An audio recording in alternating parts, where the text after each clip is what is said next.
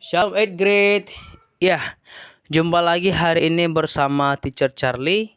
Yang menjadi topik kita pada hari ini adalah tentang dinamika kependudukan di Indonesia. Apakah yang dimaksud dengan dinamika penduduk? Dinamika penduduk adalah perubahan jumlah penduduk pada suatu wilayah yang disebabkan oleh 3 faktor, yaitu kelahiran atau natalitas, kematian, dan perpindahan atau migrasi. Yang pertama adalah faktor kelahiran. Angka kelahiran merupakan angka yang menunjukkan bayi yang lahir dari setiap 1.000 penduduk per tahun. Angka kelahiran dapat dibagi menjadi 3 jenis. Yang pertama, tinggi kelahiran jika angka kelahiran berkisar lebih 30 per tahun.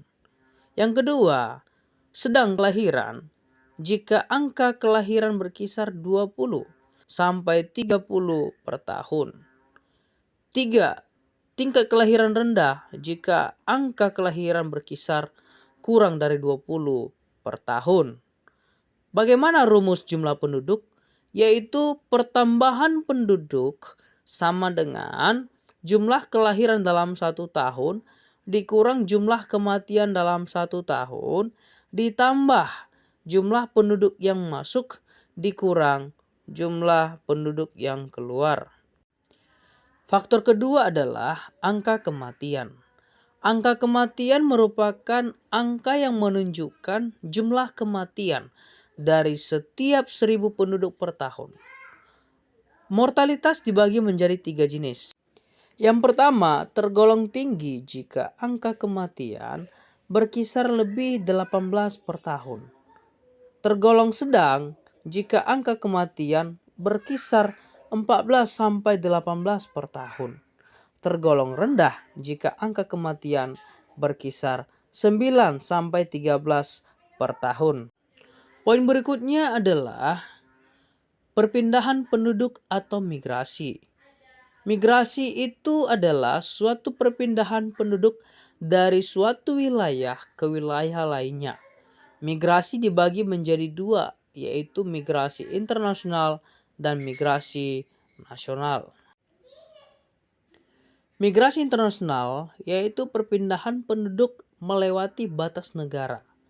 Dibagi menjadi 3, yaitu imigrasi, emigrasi, dan migrasi. Imigrasi yaitu masuknya penduduk dari suatu negara ke negara lain. Emigrasi yaitu keluarnya penduduk dari suatu negara ke negara lain.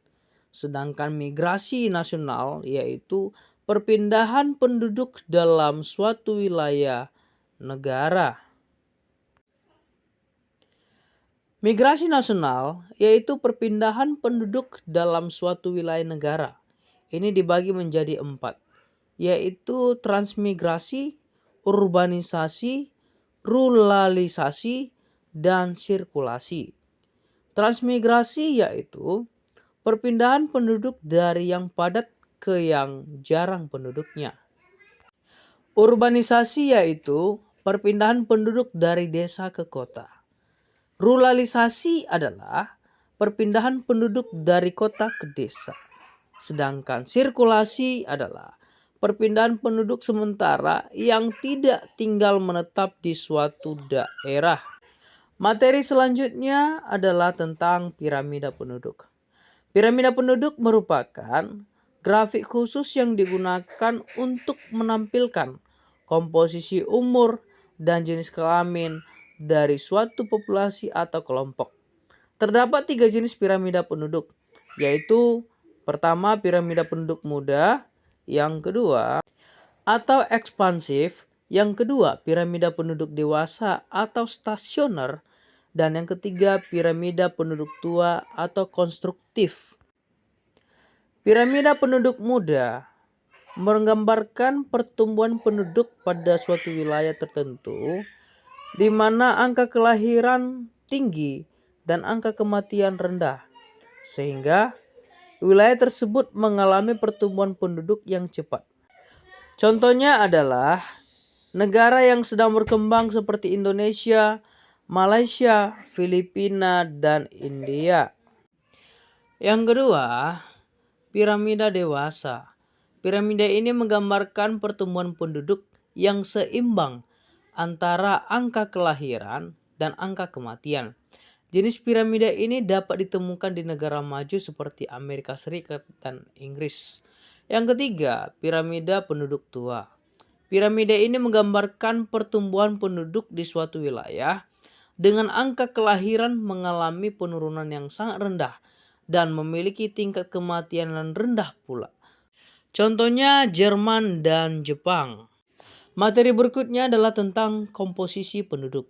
Komposisi penduduk adalah pengelompokan penduduk berdasarkan umur, jenis kelamin, mata pencaharian, agama, bahasa, pendidikan, tempat tinggal, jenis pekerjaan, dan lain sebagainya. Yang pertama, komposisi penduduk berdasarkan usia. Komposisi penduduk berdasarkan usia dapat dibuat berdasarkan usia tunggal seperti 0, 1, 2, 3, 4 dan seterusnya. Selain itu dapat juga dibuat berdasarkan interval dengan usia tertentu seperti 0 sampai 5 tahun, 6 sampai 12 tahun, 13 sampai 15 tahun dan seterusnya. Permasalahan komposisi penduduk yang dihadapi apabila jumlah penduduk dengan usia di bawah 15 tahun dan usia di atas 65 tahun, jumlah lebih besar dibanding usia produktif, yaitu 15-65 tahun, akan menyebabkan penduduk usia produktif menanggung hidup seluruh penduduk usia non-produktif. Yang kedua adalah komposisi penduduk berdasarkan jenis kelamin. Dapat digunakan untuk menghitung perbandingan jenis kelamin. Perbandingan ini akan digunakan dalam memperkirakan bentuk pemberdayaan penduduk sebagai sumber daya manusia. Nah, bagaimana pertumbuhan dan kualitas penduduk? Pertumbuhan penduduk adalah keseimbangan dinamis antara kekuatan yang menambah dan kekuatan yang mengurangi jumlah penduduk. Pertumbuhan penduduk yang cepat akan menyebabkan kondisi sebagai berikut. Yang pertama, pertumbuhan penduduk usia muda yang cepat menyebabkan tingginya angka pengangguran. Yang kedua, persebaran penduduk yang tidak merata. Yang ketiga, komposisi penduduk kurang menguntungkan karena disebabkan banyak usia muda yang kurang produktif, sehingga beban ketergantungannya itu tinggi. Yang keempat, arus urbanisasi tinggi. Banyak yang beranggapan kota lebih banyak menyediakan lapangan kerja. Yang kelima, menurunnya kualitas dan tingkat kesejahteraan penduduk. Nah, bagaimana dengan kualitas penduduk? Kualitas penduduk berhubungan dengan kemampuan penduduk mengolah dan memanfaatkan sumber daya alam yang ada untuk meningkatkan kesejahteraan rakyat. Ada 3 faktor pembentuk kualitas penduduk, yaitu pertama, tingkat pendapatan penduduk, yang kedua, tingkat pendidikan, dan yang ketiga, tingkat kesehatan. Itulah materi kita pada hari ini. Tetap semangat untuk A-grade.